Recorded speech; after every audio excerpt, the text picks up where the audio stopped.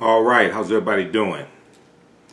Hotep, hey, this is Michael Imhotep, founder of the African History Network, host of the African History Network show. I'm a talk show host, researcher, lecturer, and writer. It is Sunday, April 14th, 2019. So I hope everybody's doing well. We're live. Everybody share this broadcast on your Facebook page. Invite your friends to tune in also. All right, so I wanted to talk about the story dealing with Nipsey Hussle and his legacy being celebrated in the House of Representatives and entered into the Congressional Record as well. So this took place Wednesday, April 10th. So we know that his memorial service was on Thursday, April 11th. A lot of people watched that across the country. A lot of people watched it live on BET, or they watched the live streaming of it on Facebook or something like that, because I know we shared the live stream on our Facebook fan page, the African History Network. And we saw, it was a very powerful memorial experience. We saw his mother, who talked a lot about him, and she's a very spiritual woman. His mother actually attends the Caress Unity Center there in Los Angeles and in the Los Angeles area, and I've actually spoken there before. They deal with African spirituality, and we saw at the memorial service, we saw celebrities, whether it was Snoop Dogg, who gave a really powerful speech talking about his interactions with Nipsey Hussle. We saw Minister Farrakhan early on. We saw tributes from singers like Stevie Wonder, Anthony Hamilton, Marsha Ambrosia, many others as well.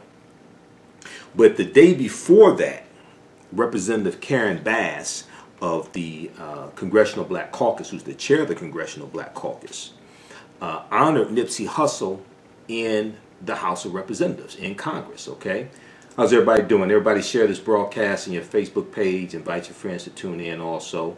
All right, just give me a minute. Let me share this as well, because my computer's running a little slowly.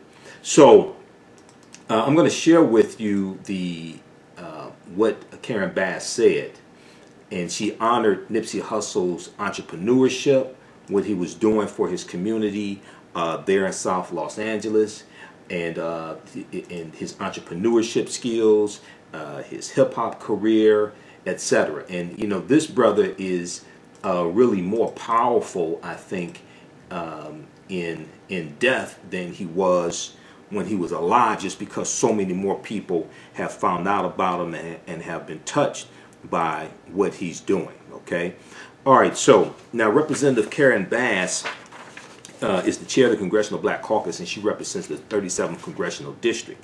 There's a good article from the local affiliate there in Los Angeles, KTLA Channel 5, KTLA Channel 5, ABCnews.com has an article about this as well. Also Huffington Post Black Voices. Okay, so if we look at the article from KT 11.5, KTLA Channel 5, they say Los Angeles area Representative Karen Bass honored Nipsey Hussle on the House floor and entered the slain rapper's contributions to South Los Angeles, to the South Los Angeles community, that raised him into the Congressional Record on Wednesday. Okay, so his legacy is forever memorialized, forever recorded in the records of the congressional of Congress. Okay, this 116th Congress. So we know Nipsey Hussle was gunned down March 31st, 2019, inside the Slauson Avenue Shopping Plaza, and he bought that plaza in February of 2019. Now, Forbes.com, if you've seen my broadcast I've done on Nipsey Hussle, I talked about this before. Forbes.com had a really good article from February 20th, 2019 about Nipsey Hussle being a real estate mogul. Inside Nipsey Hussle's blueprint to become a real estate mogul. Inside Nipsey Hussle's blueprint to become a real estate mogul. Okay, and we'll post this link here on the thread of the broadcast also. African American business owners, also share the name of your business here on the thread of the broadcast. We'll let you know how you can advertise with the African History Network as well. Okay, how's everybody doing? And we'll come to some of your comments also, okay? All right, so just give me a minute here. Who we have? We have Avacom, Drake, Rayshawn, Victoria, a few of the people watching. Connecticut's in the house. Fort Walton Beach, Florida is in the house as well, okay? All right, let's go back to the article. So, and we know Nipsey was 33 years old. The article from Forbes, Inside Nipsey Hussle's Blueprint to Become a Real Estate Mogul. I mean, that is, I printed that out. I talked about it in some of my previous broadcasts. That's a 6-page article from, February 20, 2019. A really good article on Nipsey and what he was doing in his community. Okay, so we know he was shot and killed outside the Marathon clothing store. And he was 33 years old. He opened the store in 2017. Now, Representative Karen Bass is a Democrat. She's a member of the Congressional Black Caucus. She represents the 37th Congressional District that represents Los Angeles, and his area where he lived is part of her district. Her district encompasses several neighborhoods southwest of downtown LA, including the Hyde Park neighborhood where Nipsey was born, raised, and killed. Now, in celebrating him on the House floor, Representative Karen Bass described the Grammy-nominated artist as a quote-unquote humble visionary who, quote, saw the overlooked and welcomed the dismissed, end quote. She said Nipsey Hussle used the platform he created with his music to lift our community as he climbed. His business ventures, his investments, his philanthropy, his community engagement, every step of the way, he had a sole purpose of bettering the community he came from. Okay. Now, in the text that Congresswoman Karen Bass entered into the government record, she recounts how Nipsey Hussle educated his community about their economic power.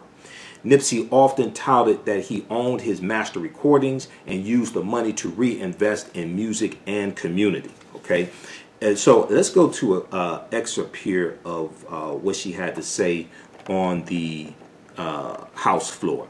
And you know, you had idiots in right-wing media like on Fox News, like Laura Ingraham, making fun of the memorial service, and there was an article from thehill.com about that. And you know what I just find interesting is Laura Ingraham is somebody who defends Donald Trump, who has told over 9,400 false and misleading statements in the first 801 days of his presidency. He has about 20 sexual misconduct and sexual harassment accusers.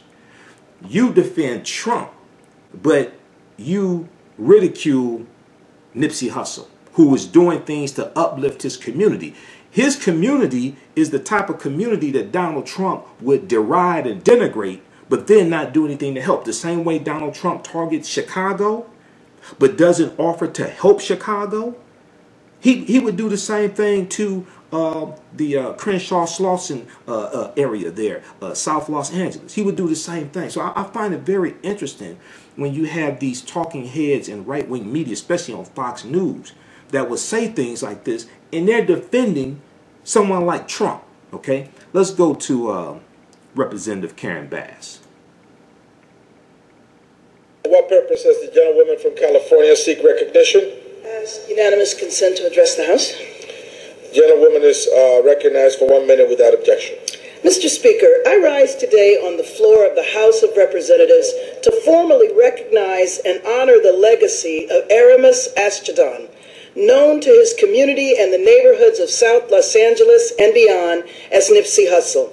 As noted in the record I will be submitting shortly, Nipsey Hussle used the platform he created with his music to lift our community as he climbed. His business ventures, his investments, his philanthropy, his community engagement, every step of the way, he had a sole purpose of bettering the community he came from. A humble visionary, he saw the overlooked and welcomed the dismissed. He reminded our community that the power we hold is the power of where we come from, and that awareness of that power can never be taken from us. He will be remembered by South Los Angeles as a protector, an inspirator, as a father, a brother, and an unabashed son of South Los Angeles. For all he was given, he gave back, and for that legacy, South Los Angeles has been changed forever. I will now be submitting this record honoring his legacy. Thank you, Mr. Speaker. Now yield back. Okay. So that clip is also in the article from KTLA Channel 5, all right? Now I'm going to actually read to you what the record says, what she actually submitted to the record, okay? So this is from April 10th, 2019, Congressional Record Text Honoring Nipsey Hussle. The following language was submitted into the Congressional Record by Representative Karen Bass, Democrat, California, April 10th, 2019. This is on the House of Representatives website. This is at bass.house.gov. So each member of Congress, there are 435 seats in the House of Representatives, 100 seats in the U.S. Senate. Each member has their own website at either house.gov, which is the official website of the House of Representatives, or senate.gov, which is the official website of the U.S. Senate. So you can go to each representative, you can go to your representative's page at house.gov or senate.gov. You can see press releases they've given. You can get information on how they voted. You can get information on committees that they're on, things like this. So you can get more information to actually hold them accountable. They have their contact information there, so you can contact them to push your issues, let them know what you're concerned about, etc. Okay? So here's what it said. Honoring the legacy of Ermias Joseph Asghedom. Now, spell A-S-G-H-E-D-O-M. The first broadcast I did, just a quick correction. Based upon his pronunciation in the March 2018 interview done on 97.9 on the Veda Loca show, and it's on YouTube, it sounded like the G was silent. But as more information has come out and we hear the pronunciation of his name, the G is not silent. It's Asghedom, okay? So the G is not silent. So honoring the legacy of Ermias Joseph Asghedom, known also as Nipsey Hussle, and his contributions to South Los Angeles. Madam Speaker, may this entry serve as enduring recognition of the legacy lived and left by Ermias Joseph Asghedom, known to his community and the neighborhoods of South Los Angeles and beyond as Nipsey Hussle. Okay, let me adjust the sound here. All right. Nipsey Hussle was born in the Hyde Park neighborhood of South Los Angeles in 1985. Okay, so he was a millennial. His father was the only member of his own family in Eritrea to move to the United States, where he met Nipsey Hussle's mother. Okay, and we know in 2004 Nipsey goes to Eritrea, which used to be part of Ethiopia. He's there for 3 months. He meets his family that he never met before, grandmother and other members of his family. And he talks about how going to Africa totally changed his life, totally changed his perspective on things. Okay. All right. So as a teen, Nipsey attended Alexander Hamilton High School, as did I, the Representative Karen Bass said, as did many in South Los Angeles. He went on to pursue a music career that would touch millions, culminating in national recognition for his studio album Victory Lap. We know he was nominated. Victory Lap came out in 2018. We know he was nominated for a Grammy as well for that album, Best Rap Album, but we know Cardi B won. He didn't win it. An innovator, entrepreneur, and community investor, Nipsey Hussle used the platform he created with his music to further demonstrate not only his business savvy, but his love and pride for where he came from, in addition to showing the importance of community ownership and reinvestment. in the same way he went from selling mixtapes on the corner of Crenshaw and Slauson to owning the masters of his Grammy-nominated album. Nipsey Hussle went from trademarking his clothing to owning the stores selling his trademark clothing, okay, clothing line, to owning the shopping plaza where the store selling his clothing line was located. Listen to this, okay? Because even before he rented the store space where Marathon Clothing is, before he was leasing it, he was outside hustling, selling his CDs, selling socks, things like this. Then he leases the space. Then he ends up buying the whole plaza that the Marathon Clothing store is in. Okay, so this is Representative Karen Bass of the Congressional Black Caucus. Okay, and this is entered into the congressional record. This is entered into the history of the House of Representatives, into their record. Okay, she's saying that in the same way he went from selling mixtapes on the corner of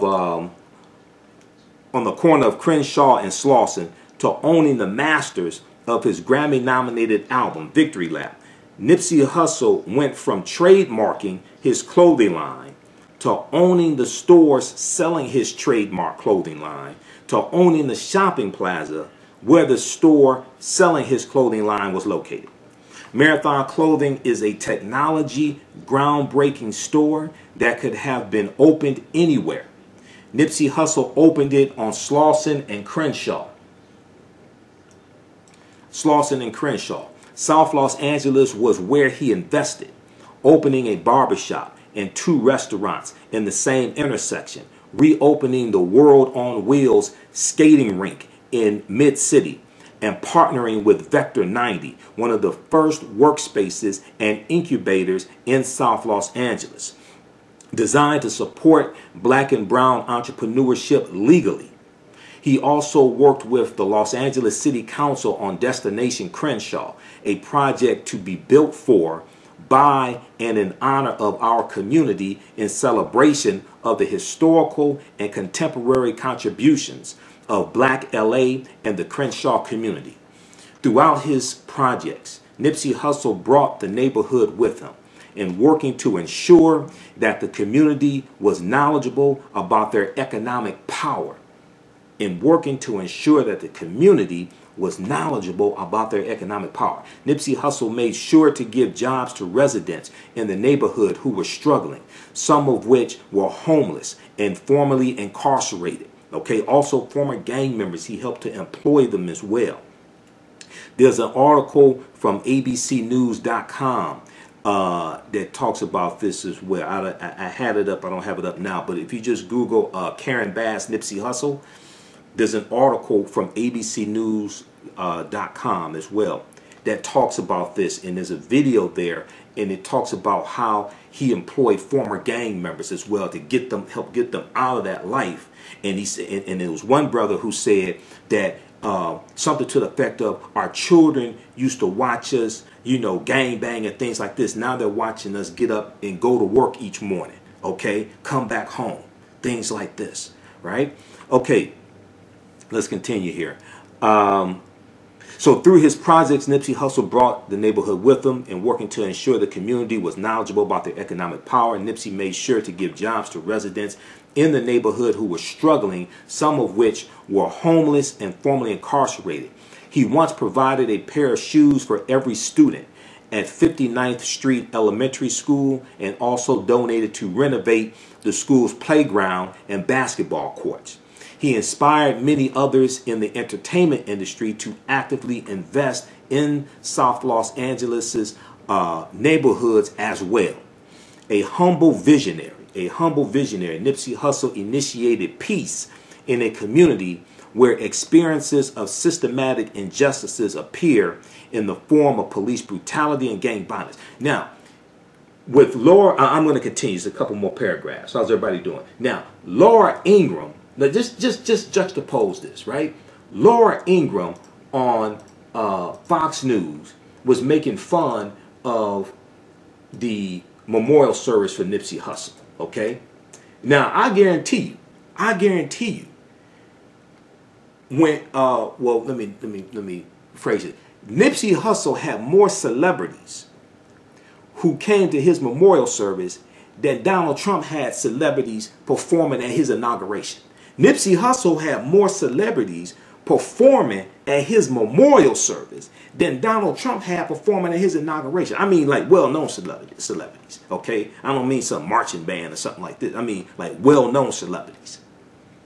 Imagine this. And then you're going to have somebody like Laura Ingraham on Fox News, which is really Trump TV, ridicule Nipsey Hussle. Name of the article is from news.yahoo.com. Laura Ingraham laughs, jokes while covering Nipsey Hussle's funeral. Okay, the Fox News host also played some footage of rapper YG, not Hussle. Maybe she didn't know YG was not Nipsey Hussle. I don't know, but this is just nonsense, right? Okay, let's continue. All right, so he once provided a pair of shoes to every student at 59th Street Elementary School and also donated to renovate the school's playground and basketball courts. He inspired many others in the entertainment industry to actively invest in South Los Angeles' neighborhoods as well. A humble visionary, Nipsey Hussle initiated peace in a community where experiences of systematic injustices appear in the form of police brutality and gang violence. He saw the overlooked and welcomed the dismissed. He saw the overlooked and welcomed the dismissed. He was an activist working to reduce gun violence in the community, hosting demonstrations and symposiums over the years. He was slated to meet with the Los Angeles Police Department about reducing gun violence in the community the day after he was murdered. Okay, and that meeting it still took place as well. I was reading an article that talked about that also. He taught and reminded our community that the power we hold is the power we come from, and that awareness of our power is something no one can take from us. Okay, the power that we hold is the power we come from, and that awareness of our power is something no one can take from us. Nipsey Hussle will be remembered as a visionary, as a protector, as an inspiration, as a philanthropist, as a father, as a brother, and as an unabashed son of South Los Angeles. For all he was giving, he gave back. And for that legacy, South Los Angeles has been changed forever. Okay, so this is the official text of what was entered into the congressional record. All right, so this is memorializing Nipsey Hussle's legacy. Okay, let me go back here. How's everybody doing today? Everybody share this broadcast on your Facebook page. Invite your friends to tune in also. So this was entered by Representative Karen Bass, who represents the 37th Congressional District. Okay, and that district is includes the neighborhood where Nipsey Hussle grew up. We're going to post this link here so you can check it out yourself. You can share it with your children.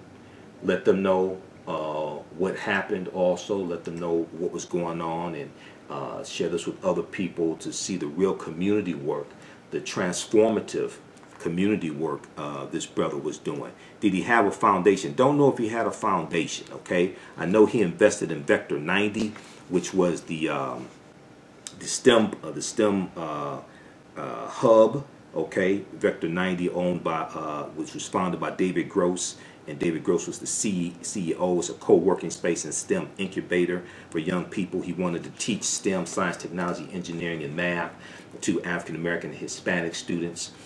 Let's see here. Props to Representative Karen Bass. Okay. Muziki said, let's see, Amen Rapata Dahuti. Hotep, brother Imhotep. How you doing, brother? Hotep is an offering of peace in the ancient Medu Neter language, the ancient language of the ancient Egyptians. All right. Let's see here. Okay, we'll go to some more of your comments here. Also, if you like this type of information, you can donate to the African History Network if you like. PayPal.me/the AHN show. PayPal.me/the AHN show. That helps us to keep doing the research, stay on the air, broadcast the African History Network show, which we do Sunday nights, pay the bills, etc. Okay. PayPal.me/the AHN show, or at our website, AfricanHistoryNetwork.com, AfricanHistoryNetwork.com. Click on the yellow donate button. Rodriguez said a man that finally strived to remix a dream and was making the dreams of dreamers come true. He was making the dreams of dreamers come true. Absolutely. But this is a lot of things that we can learn from this as well. You know, the outpouring of love from people all across the country who people who were not familiar with his music. Okay, the outpouring of love from them as well, and people realizing, you know, they have to be engaged in the community, and and what he was doing needs to become a model implemented across the country as well. Really, it needs to become a model implemented across the country, dealing with investment, the need for investment in our communities. And this is something I talked about in one of my previous broadcasts, how success for African Americans can't be described as moving away from your community. Because if success is described as moving away from where you grew up, moving away from African Americans, moving out to white suburbs, things like this, right? Then what are we really saying about our people? We need investment in our communities so that we have the proper services, we have the proper amenities, we own the businesses in our community, we own the strip malls, we own the land, but it becomes somewhere desirable to live. So you invest in the community to raise the standard of living, not to push out the people who are living there, to bring other people in, and people get priced out. One of the things he was doing was he's fighting against gentrification by buying up the land. This is what has to happen. We have to buy up the land. Now, the people on city council who are giving away the land, the speculators and things like this, we need to vote them out of office. I understand that. But we have to, when all is said and done, we have to buy up the land. If we don't buy up the land in our community, somebody else will. And other people are buying up the land. Other people are. We have to buy up the land. Okay? Especially the strip mall. See, it's not enough just to lease space in a strip mall and have your store, because they can just keep raising your lease and price you out. We have to buy that land. We have to buy those business strips. Okay, John Ray. Yeah, we got your donation, John. Thanks, I appreciate it. I really appreciate that. And then also you can set up for a recurring donation if you want to. If you want to do $10, $15, $25, $50, $100. You know, you can do that, and if you want to set up a recurring donation, that helps a lot. Okay, Martisha. Hey, Martisha Patterson, how you doing? Hoping his friends in the hip hop community post that comment again. And Martisha, when you listen to our podcast, Martisha, you'll hear her commercial. So African American business owners, post the name of your business here on the thread of the broadcast, and we'll let you know how you can advertise with the African History Network on the podcast of our shows, also our Sunday night show and the broadcast we do throughout the week as well. Email us at customerservice@AfricanHistoryNetwork.com, customerservice@AfricanHistoryNetwork.com. Also, okay, we'll let you know how you can advertise with us. Each episode, we're on 8 different podcast platforms, and each episode we reach thousands of listeners as well, all across the country. Okay, I'll get with you this week, Martisha, also. Okay, because I'm gonna set up an interview with you. Okay, we have Samia. Johnny said owned or be owned. Yep. Rodriguez, there's no one our people trust or rally behind 100%. There's no one our people. What do you mean? Okay. Hi, Michael. Always good to see you doing good work, brother. Okay, thanks, Martisha.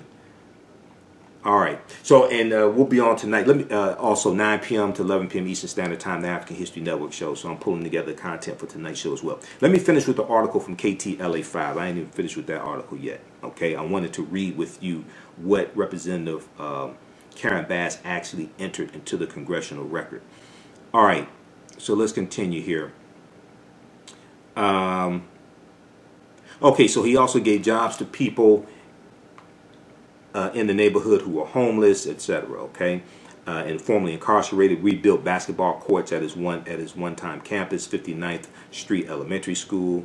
and once gave every student there a new pair of shoes. He also he was also behind Vector 90, a STEM center, science, technology, engineering, and math, and co-working space for youth, among numerous other projects. Okay, let's see here. I'm trying to skip over some things so it's not redundant. His mark on the community will be made permanently visible in the renaming of the Slauson Avenue and Crenshaw Boulevard intersection as Ermias Nipsey Hussle Ascadam Square, said Councilman Marquise Harris Dawson on Tuesday. So they're going to rename this area after him, okay? The intersection, they'll rename the street after him. Okay, the renaming of the Slauson Avenue and Crenshaw Boulevard intersection as Ermias Nipsey Hussle Ascadam Square. Now, the rapper was also behind the naming of Destination Crenshaw, a 1.3-mile outdoor art and culture complex under development that's meant to revitalize the heart of Black LA. Councilman Marquise Harris Dawson told the Los Angeles Times as well. Now, in an essay penned late last year for Players Tribune, Nipsey Hussle said his focus on community reinvestment was a, quote, reflection of where my mind's at and where my heart's at, where my mind is at and where my heart is at. He said, quote, I understand my obligation. I got an obligation to my community first, my family first, to hoods like LA, all around the country who live for the culture. That's part of the game. The way I see it, I have a duty to justify the seat that I'm sitting in. Nobody has any success on his own. Crenshaw made me, so I'll always be in Crenshaw. Okay? All right, so I mean, that's powerful, what this brother was doing and saying, the way he was thinking. So we have to keep his legacy going. And then we also, I think, it's good to highlight other celebrities that do positive things in the community also. This gives people ideas of what can be done. Even if they don't have a lot of money, there may be celebrities they can connect with. Okay, so this gives people this gives people ideas of what can happen, and then also working with members of the city council, etc., the zoning board, all that plays a part in this as well. Okay, so it's going to be interesting to see. So the good work that Nipsey Hussle was doing in his community, it's going to be interesting to see if Donald Trump is going to offer to invest in the South Los Angeles community. Because what community has Trump helped revitalize and hire ex-felons? Now, we do know Trump really has a soft heart for undocumented immigrants because he hires them at his golf courses in New Jersey and New York. So we do understand this, you know. And I really think a lot of the undocumented immigrants that Trump says are pouring into the country through the southern border, I really think they're coming here looking for a better life because they know they can get a job working for Donald Trump at one of his properties. I think they are really coming here to help Donald Trump make America, quote unquote, great again, because they know they can work for Donald Trump, you know, because he loves to exploit the labor of undocumented immigrants while he demonizes them at the same time. Imagine that. Okay. You know, it's just like during slavery, how slave masters want to talk about how lazy slaves are, but you still enslaving them. If they're so lazy, why don't you get rid of them? I mean, come and think about it, right? If they were so lazy, why didn't you get rid of them? No, you kept them because you knew they were tied to your wealth. Okay, so game recognizes game. You can't slick a can of oil. All right, let's go back to some more of your comments here. Okay, let's see here. Khalil, little press massage therapy. All right, Johnny Ray said you funny. Okay. Samaya Noble, Trump veils, Trump hashtag veils lifted. Okay. All right, also, quickly here. And then I'm going to share briefly with you. We'll post a link of this article from Yahoo News about little lost Laura Ingraham. If you like this type of information as well, you can register for the online courses that I teach. They're all on demand. We have them in a 10-course online bundle pack on sale right now, $40, regularly $130. They're all on demand. Watch at your own pace. And it includes my most extensive online courses, a 14-hour, 7-session online course called Ancient Egypt, the Moors, and the Ma'afa. Ancient Kemet, the Moors, and the Ma'afa. Understanding the transatlantic slave trade, what they didn't teach you in school. I deal with thousands of years of history. We deal with history leading up to the transatlantic slave trade and better understanding the transatlantic slave trade. We deal with the 800-year occupation of Europe by the Africans known as the Moors. It's all on demand. Watch at your own pace. Watch from around the world. Watch it. You stream it. Watch it over and over again. It's on sale, $40, regularly $130, and it also includes Great African Women in History, the Mothers of Civilization, an online class I did dealing with the film Black Panther, showing how the film Black Panther relates to African history and culture, and some other things as well, okay? And that's also at our website, AfricanHistoryNetwork.com. All right, very quickly, so we posted the link to the article from Yahoo News. Laura Ingraham laughs, jokes while covering Nipsey Hussle's funeral. Laura Ingraham laughs, jokes while covering Nipsey Hussle's funeral, okay? Now, I'm not sure what was so funny about Nipsey Hussle's funeral, but it says, one day after the funeral of Nipsey Hussle, Fox News host Laura Ingraham laughed while discussing the deceased rapper on her primetime program, poking fun at a political song in which he is featured. Yesterday in Los Angeles, thousands lined the street to say goodbye to rapper Nipsey Hussle. She said Friday, this dear artist recently released a song called F Donald Trump, okay? All right. F Donald Trump is a 2016 song by rapper YG that features Nipsey Hussle. Ingraham played some footage from the song's music video, though it showed YG, not Nipsey Hussle. So I'm not sure if anybody at Fox News knew the difference between YG and Nipsey Hussle. I don't, you know, they're just lost, okay? Let's see. All right. So that's a very creative refrain, very catchy. Laura Ingraham said, and let me bring it up here on this computer in the front, because I'm looking at it. I'm monitoring things on the old laptop, the second one. All right. So that's a very creative refrain, very catchy. Laura Ingraham joked, asking whether it was, quote, related to the lowest unemployment ever, basically for African Americans, end quote, right? Unemployment rate ain't lower than it was during slavery. The unemployment rate for African Americans is not lower than the unemployment rate was during slavery.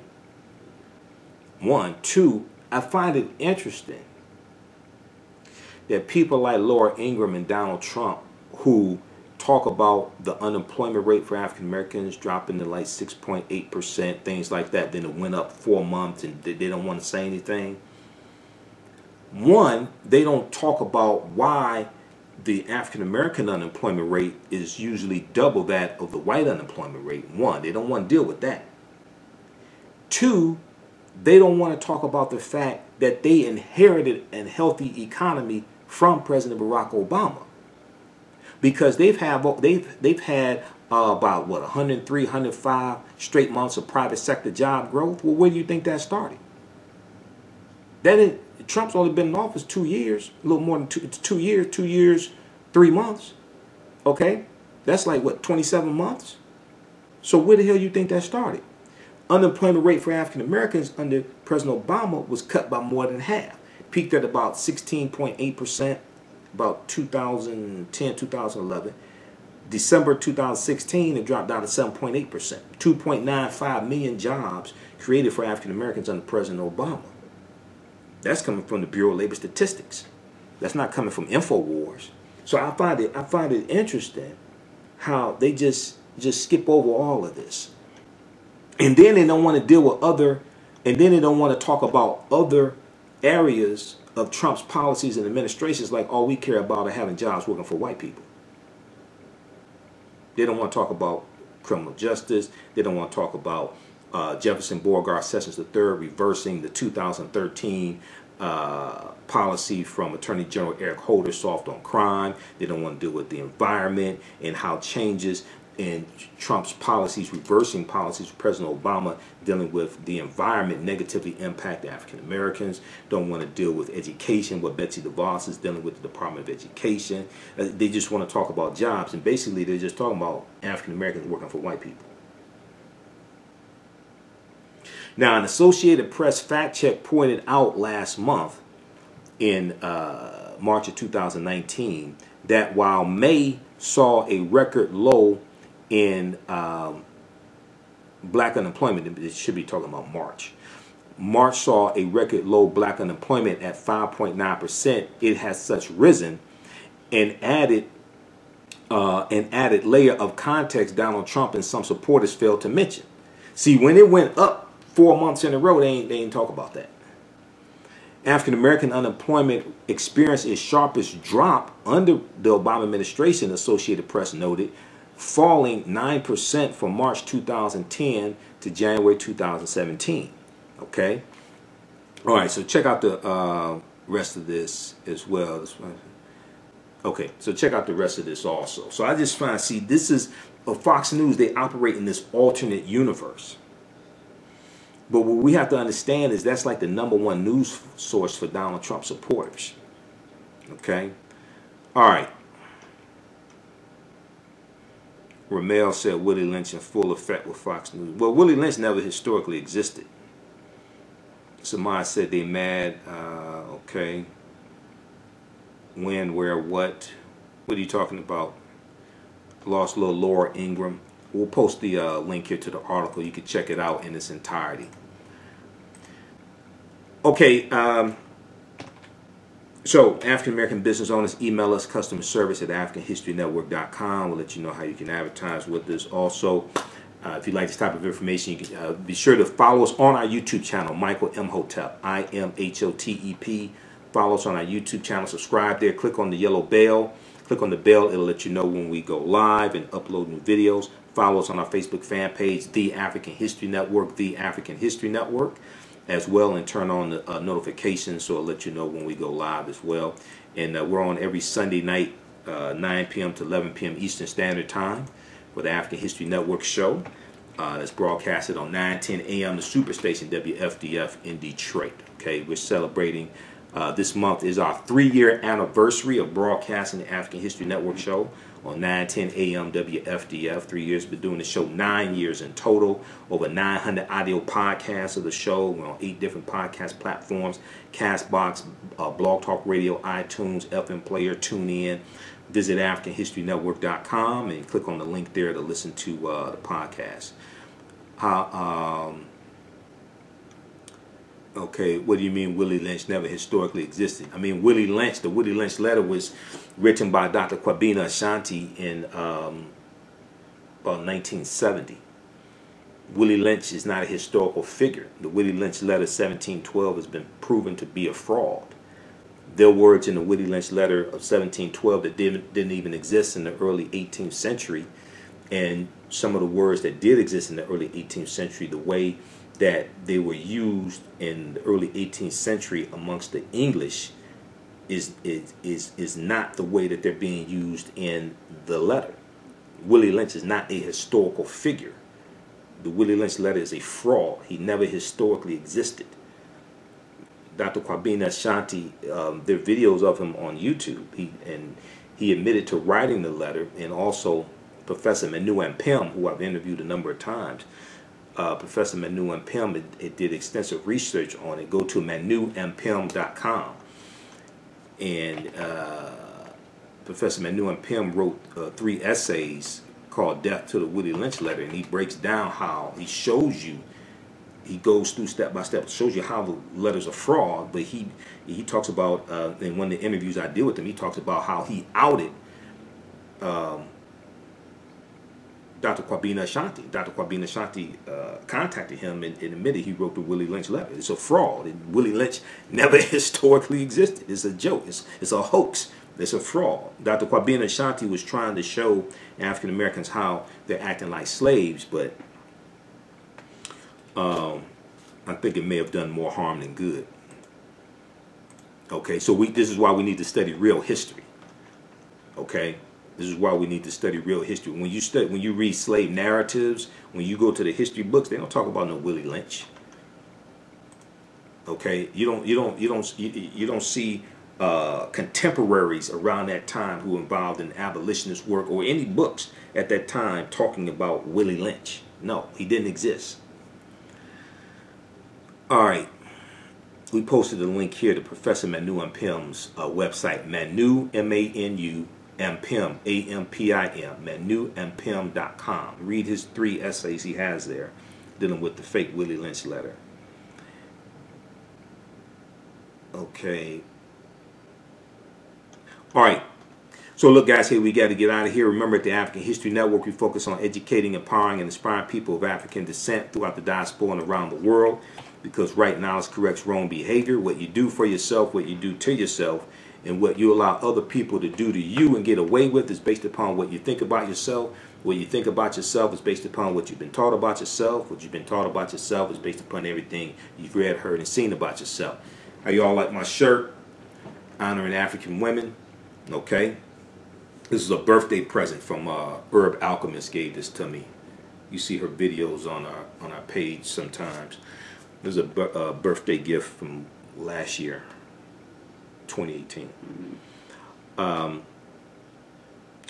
Also, you can donate to the African History Network as well. PayPal.me/the AHN show. Okay. Right now, it's corrects wrong behavior. It's not over till we win. Wakanda forever. We'll talk to you next time. Peace.